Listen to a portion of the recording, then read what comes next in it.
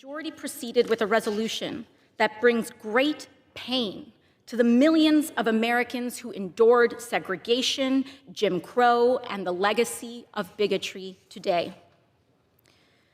We should be clear about who Charlie Kirk was. A man who believed that the Civil Rights Act that granted Black Americans the right to vote was a mistake, who after the violent attack on Paul Pelosi claimed that, quote, some amazing patriot, unquote, should bail out his brutal assailant, and accused Jews of controlling, quote, not just the colleges, it's the nonprofits, it's the movies, it's Hollywood, it's all of it, unquote. His rhetoric and beliefs were ignorant, uneducated, and sought to disenfranchise millions of Americans. Alexandria Ocasio-Cortez has decided to defame Charlie Kirk after he was assassinated on the floor of the House of Representatives. And of course, this features the usual moves that these left-wingers go to, where they condemn the political violence. They say assassinations are bad, but then proceed to list off a bunch of things that are either completely untrue or misattributed or taken out of context to Charlie Kirk to essentially signal the base that it was kind of justified. Charlie Kirk was a really hateful individual, and like I said on Twitter to Ocasio-Cortez in her replies, and of course when I posted this video on my own Twitter page, it would just be more honest if people like AOC came out publicly and said that they actually agree with Tyler Robinson, that, quote, some hate can't be negotiated with, rather than do this whole song and dance where they pretend to condemn the murder of Charlie Kirk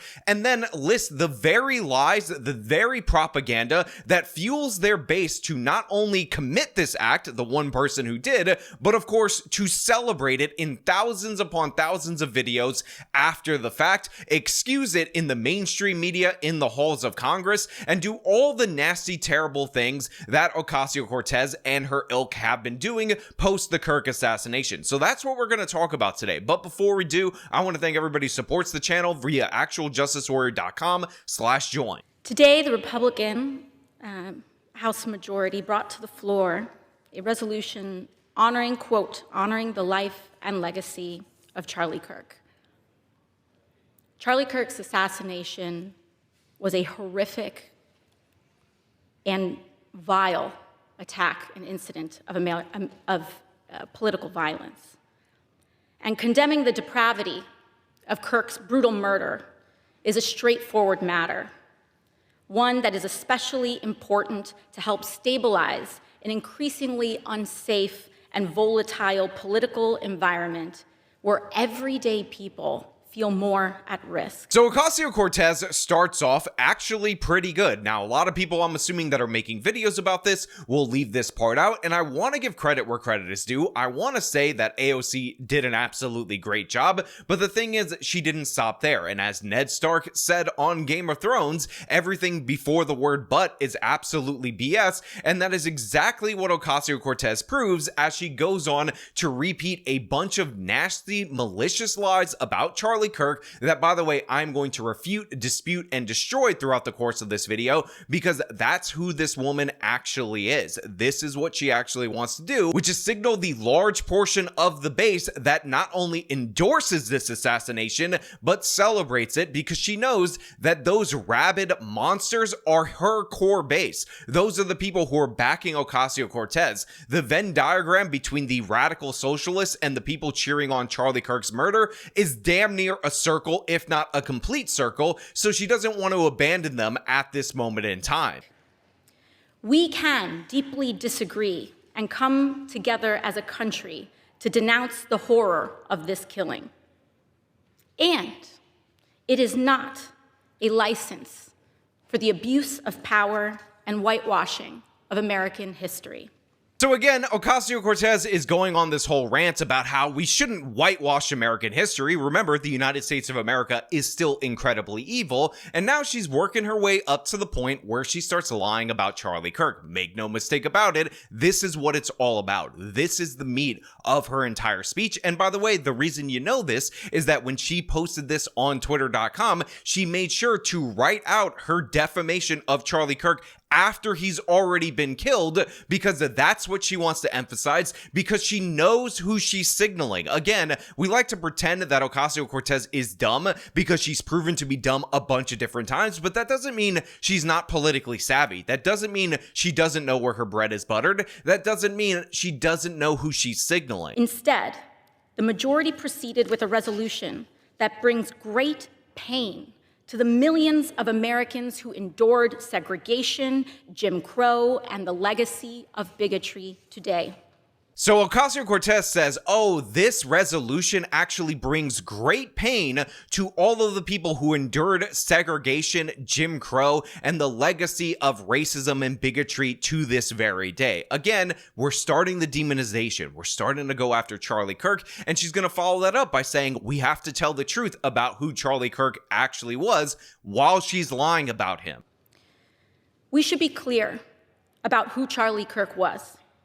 A man who believed that the Civil Rights Act that granted Black Americans the right to vote was a mistake. So after invoking segregation and Jim Crow, she says that this is a man who believed that the Civil Rights Act that granted Black people the right to vote, which, by the way, is not true. Black people got the right to vote via the 15th Amendment to the United States Constitution, and it was protected by the Voting Rights Act later on. Obviously, the Civil Rights Act played a key role in there, and this is what she's trying to pin on Charlie Kirk, that he doesn't want Black people to have the right to vote, and of course, he's in favor of Jim Crow segregation and whatnot, because he said the Civil Rights Act was a mistake. And again, you hear this time and time again from people who want to attack and demonize. And again, let me make this clear, justify the assassination of Charlie Kirk because they agree with Tyler Robinson that some hate can't be negotiated with. But if you actually listen to Charlie Kirk's criticisms of the Civil Rights Act, the parts that he praises are the specific things that are brought up by Ocasio-Cortez. And again, these clips are not hard to find.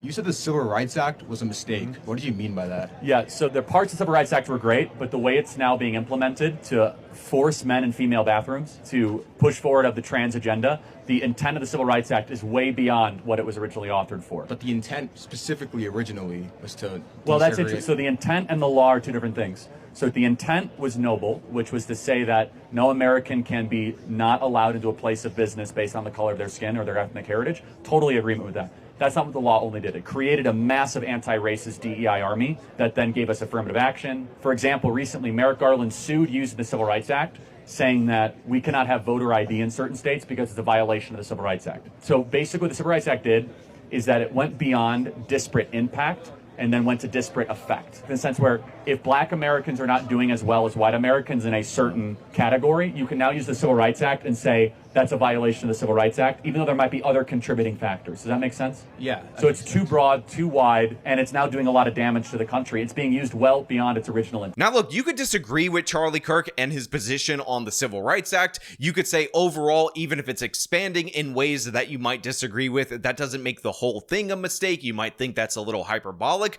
but the fact is, this is a perfectly rational and reasonable argument, and by the way, I happen to 100% agree with it. The Civil Rights Act of 1964 was mostly about Black people. Can we all at least understand that? And the idea that you could just take old laws and reinterpret them for the modern issue of the time, I find to be a dramatic problem, because I'm somebody who believes in the original intent as offered. I don't believe that you could just stretch the text and constantly reinterpret old laws in order to accomplish new objectives. And make no mistake about it, nobody who is passing the 1964 Civil Rights Act was thinking to themselves that this was about men who transition into women, which wasn't really a thing that was very prominent in the United States of America back in the 60s, by the way, if you guys are curious, would be allowed to compete in female sports and dominate them, and that would be treated on par, again, with blocking discrimination against Black people. That would be treated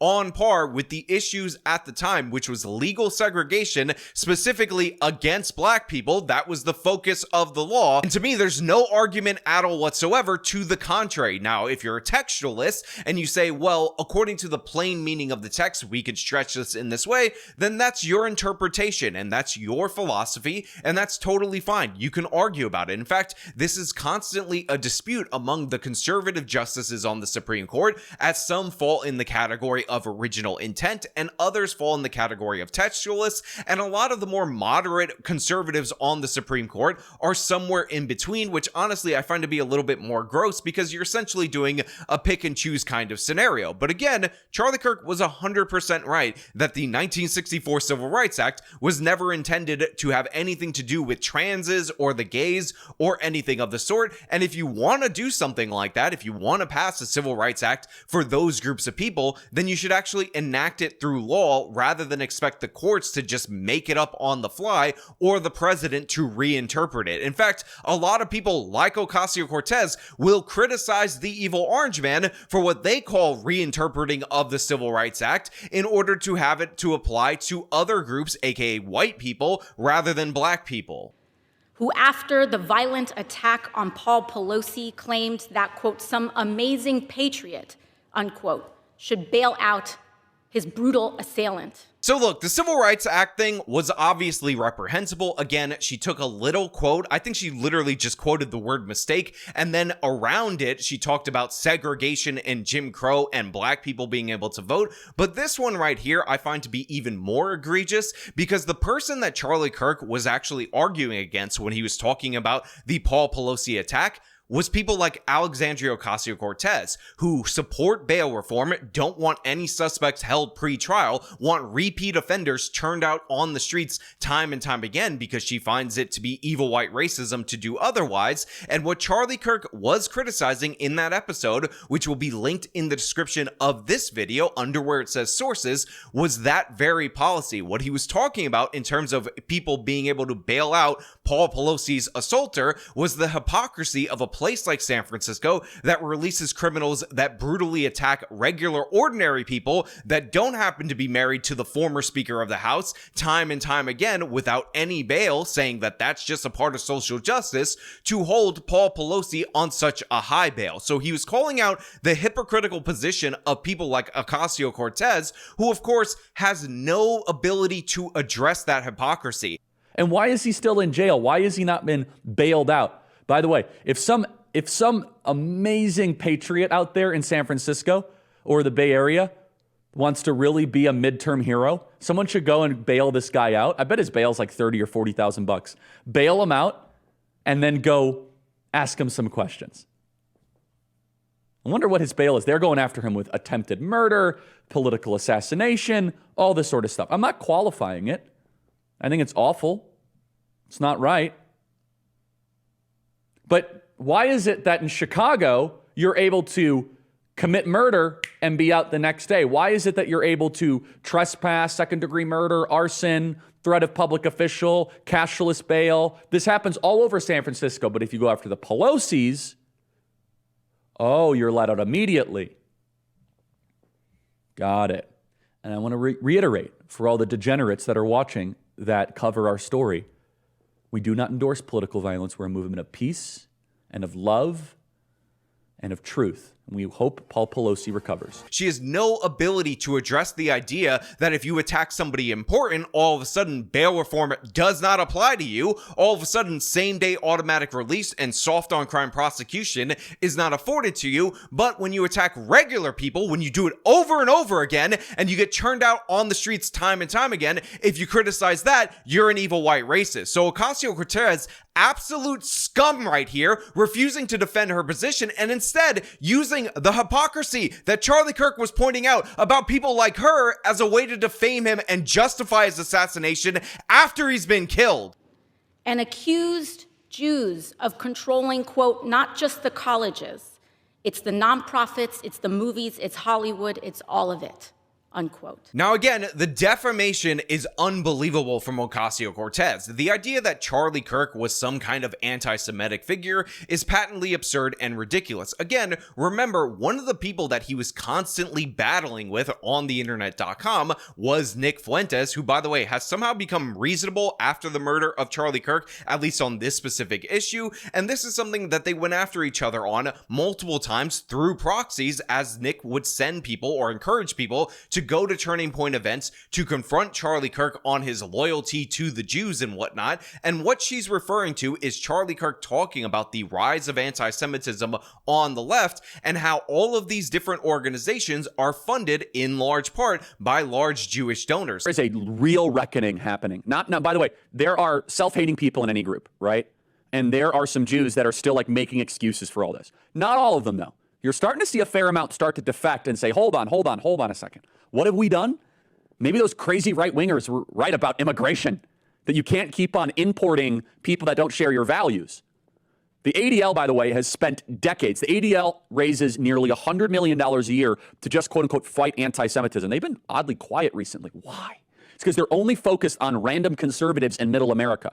The ADL makes liberals think that random Trump voters in Idaho want to do a second Holocaust, when the Jew haters were right in front of them the whole time. In fact, the ADL demanded we let the Jew haters in. And in a stunning turn of events, the people that the ADL said were Jew haters are actually the biggest defenders of Judaism in Israel right now in the country. Us, conservative evangelical Christians. And Jewish donors, they have a lot of explaining to do, a lot of decoupling to do, because Jewish donors have been the #1 funding mechanism of radical, open border, neoliberal, quasi-Marxist policies, cultural institutions, and nonprofits. This is a beast created by secular Jews. And now it's coming for Jews, and they're like, what on earth happened?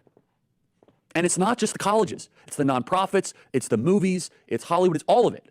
It's like, time for you guys to wake up and say no more. Draw a line in the sand. I don't care if you hate me. I will not live through another Holocaust. So he's saying, look, I'm out here defending you, but I'm looking at how you're donating to these left-wing groups that I'm fighting against, and you need to be held accountable for that. And Ocasio-Cortez gobbles that up, spits it out, as Charlie Kirk was saying the Jews controlled everything, which is something that he fought against repeatedly, constantly. His #1 thing that he was getting criticized for was the fact that he was a defender of Israel. In fact, he's still getting criticized for that, and people are saying that Israel killed him for it at the same time. It's absolutely maddening, but Ocasio-Cortez just repeats that in order to make you believe that he's a Nazi. Again, the same exact rhetoric that fueled the shooter, the same exact defamatory claims that made somebody think that Charlie Kirk couldn't be negotiated with, despite the fact that he was saying, come up and talk to me, and that's why that person pulled the trigger. Ocasio-Cortez providing more justification for political assassinations, while at the same time, she's deciding to open it up by condemning the brutality. It's ridiculous, it's absurd, and it's exactly who these people are. His rhetoric and beliefs were ignorant, uneducated, and sought to disenfranchise millions of Americans, far from the working tirelessly to promote unity, unquote, asserted by the majority in this resolution. Look, I've said it before and I'll say it again, never become like these people. Never operate the way that they operate. The people that will celebrate your death, excuse your brutal murder, demonize you after the fact, and then say that they're the victims. And I've been saying this time and time again, and I will reiterate it. It would be a great dishonor to challenge somebody like Ocasio-Cortez in any other way than what I'm doing right now, and what I'm sure many others will be doing, which is going after her, criticizing her. And by the way, if you're interviewing her on television, somebody needs to pull up the clips that are referenced in this video and play them for her and call her out to her face for demonizing Charlie Kirk, for misquoting him, mischaracterizing him, and lying about him as a way to justify the assassination of Charlie Kirk to her radical base. She is absolutely pandering to to those people. And while I truly believe that a lot of these politicians don't want to be in the position where they're demonizing their political opponents to the point where people are actually enacting violence, the fact is they're too weak to stand up to their base. They are controlled by them. They always talk about all these different people being audience captured, but that's exactly what we see by a bunch of content creators and by a bunch of people in Congress and in the mainstream media. They are indoctrinated by the ideology of those around them, and I find it to be reprehensible and disgusting. And by the way, I recently saw Shoe on Head's video about Charlie Kirk, and I want to reference a point that she made in that video, which is that these people are not your friends, even if she's way more inclined to agree with Ocasio-Cortez on certain economic policies versus something like this. Your friend wouldn't celebrate you being murdered, of course. But if they would celebrate an exact clone of you that wasn't you, that had all the same opinions, or some of the opinions that you have, if they would celebrate that clone being murdered, they're not your friend. Look, that's 100% true, sage, and accurate. If you are somebody, doesn't matter what side of the political spectrum you are on, even though obviously this is coming overwhelmingly from the left, that endorses political violence, thinks that assassination is a good response to speech, or you're somebody who thinks it's justified to defame somebody after they were assassinated because you're too cowardly to not pander to those people in your base, if you're somebody who doesn't care enough to actually look into the quotes that you're utilizing in order to demonize someone who was shot and killed in front of his family, in front of thousands of people, in front of college students, children, people who just wanted to hear this man speak, some people who just wanted to debate him, then it doesn't matter if we agree on tax policy. It doesn't matter what you think of healthcare, because we are not on the same page. Personally, I would rather live in a world full of Charlie Kirks who would sit down and debate than a world full of people who agree with me but would murder people who don't. And I appreciate the sentiment she expressed right there, which is it would be way better to live in a country where people disagreed on politics than to live in a country where people agree with you and then they think that it's okay to kill those who disagree with you. And that's exactly how I feel about this. So yeah, I'm willing to unite, as people have been saying, with people on the right, sure, whatever, 100%. But I'm also willing to unite with people who completely disagree with me, as long as they understand what a seminal moment this was in our country, and they don't make any excuses for it. They don't backhand after they say, oh, political violence is bad, but I'm willing to bury the hatchet, whatever, move forward, argue about ideas and whatnot, but obviously these are not the people that you can unite with. The ones that excuse and defame somebody after they die as a back-end justification, you can't unite with them. The ones that celebrate the death of somebody like Charlie Kirk because they think he was an evil white racist or whatever stupid-ass excuse, these people are far more monstrous than the person they imagine Charlie Kirk to be. Make no mistake about it. But you know what? Those are just my thoughts. I want to know what you guys think down in the comments below. As per usual, if you like the video, show them by leaving a like, subscribe for more content, follow me on the social medias, support me via support links in the description of this video. This has been me talking about the absolute madness from Ocasio-Cortez. Till next time.